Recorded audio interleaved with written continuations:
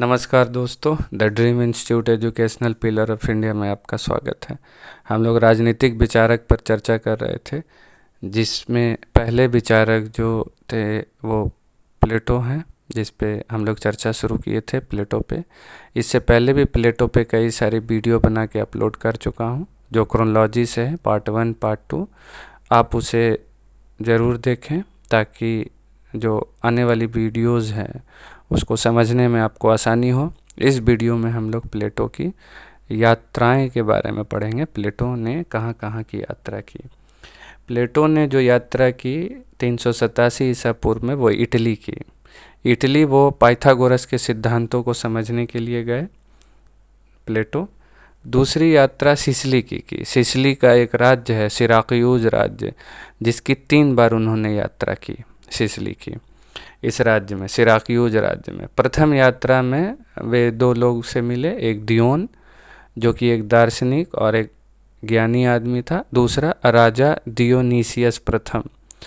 दियोन ने राजा दियोनीसियस प्रथम को दार्शनिक राजा बनने के लिए मना लिया और प्लेटो से ज्ञान प्राप्त करने के लिए भी राजा दियोनीसियस प्रथम को दियोन ने मनाया।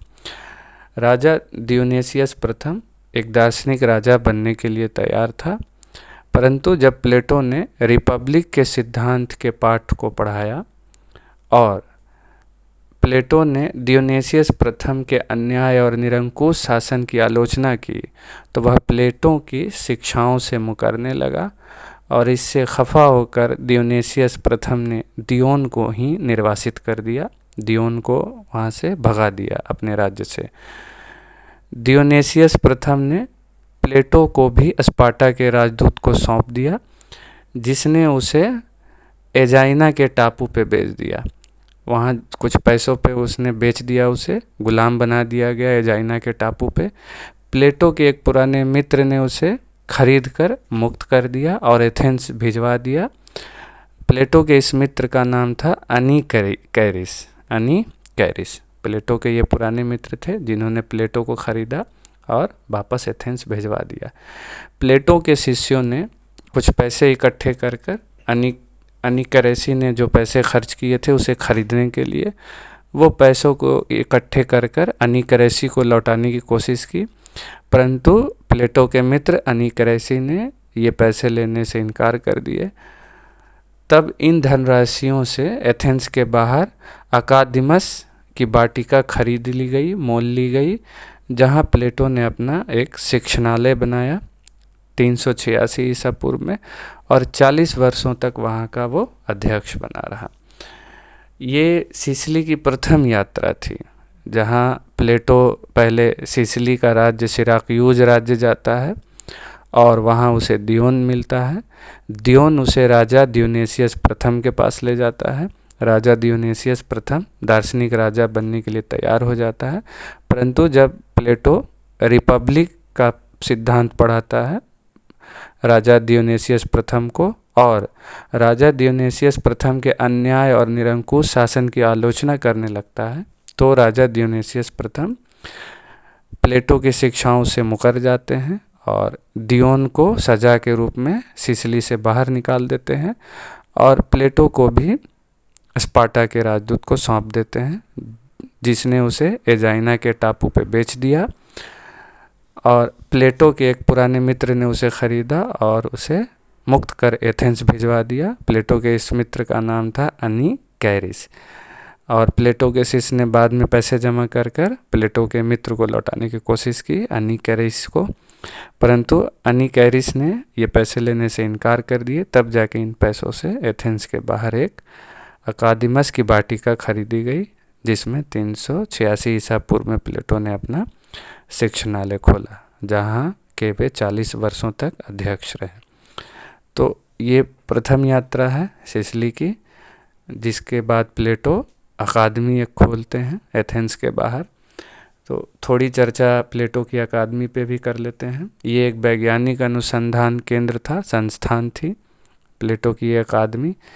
इसमें जो विषय पढ़ाए जाते थे वो राजनीति विज्ञान, दूसरा तर्कशास्त्र, विधि शास्त्र, वनस्पति शास्त्र और मानव शास्त्र जैसे विषय यहाँ पढ़ाए जाते थे।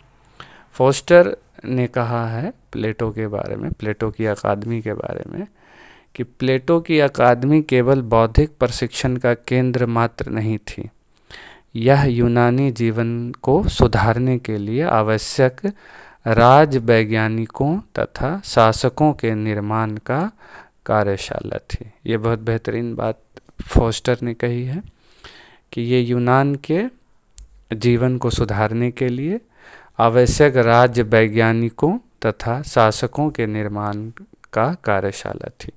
ये फोस्टर कहते हैं प्लेटो के अकादमी के बारे में। ये अकादमी खोलने के दो ही उद्देश्य थे, अकादमी बनाने के, शिक्षणालय बनाने के प्लेटो के दो उद्देश्य थे।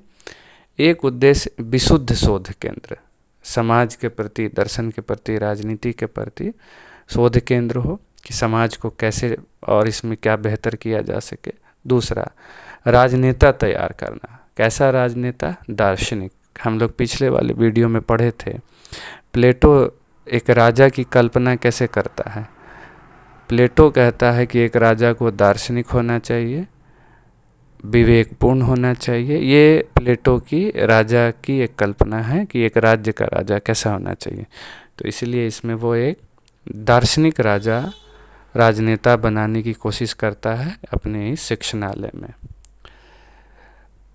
प्रवेश द्वार पर अंकित वाक्य जो है, प्लेटो की अकादमी के गेट पर एक वाक्य लिखा हुआ है कि गणित के ज्ञान के बिना यहाँ कोई प्रवेश करने का अधिकारी नहीं है। ये उसके अकादमी के मेन गेट, इंट्रांस गेट पे लिखा गया है। Let no man ignorant of geometry enter here. जिस आदमी को गणित ना आता हो, ज्योमेट्री ना आती हो, वो यहाँ प्रवेश करने का अधिकारी नहीं है। ये इस तरह के स्लोगन लिखाए गए थे। आप ये गणित को काफ़ी तवज्जो देते हैं, इससे ये पता चलता है।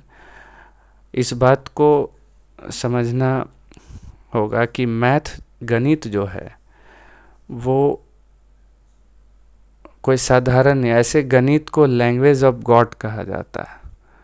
ये भगवान की भाषा है, क्योंकि भगवान ने ये जो सृष्टि बनाई है एकदम बेहतरीन रेशियो में, परफेक्ट रेशियो में, ना कहीं एक अंक ज़्यादा ना कहीं एक अंक कम। जैसे ही ये गणित बिगड़ता है सृष्टि का, तो तूफान, भूकंप, बाढ़, ये सारी चीज़ें हमको देखने को मिलती है। भगवान ने दुनिया बनाने वाले ने, सृष्टि रचना करने वाले ने बहुत बेहतरीन तरीके से इसे बनाया है कि हर चीज़ अपनी जगह पर हो और अपने सामान्य रेशियो में हो, जिस रेशियो में उसे बैलेंस बनाने के लिए होना चाहिए। और उसमें अगर मानवीय हस्तक्षेप के कारण अगर उसमें कुछ बदलाव देखने को मिलता है तो फिर हम लोगों को भूकंप, बाढ़, ये सारी चीज़ें हमको देखने को मिलती है। तो ये प्लेटो के प्रवेश द्वार पर अंकित वाक्य है। पश्चिमी दुनिया का ये प्रथम विश्वविद्यालय था। 900 वर्षों तक ज्ञान की किरणें ये फैलाता रहा पूरे विश्व में, यूनान में भी। ठीक है दोस्तों, इस वीडियो में इतना ही। इसका अगला पार्ट जल्द ही अपलोड करूँगा। तब तक स्वस्थ रहें, ख्याल रखें। धन्यवाद।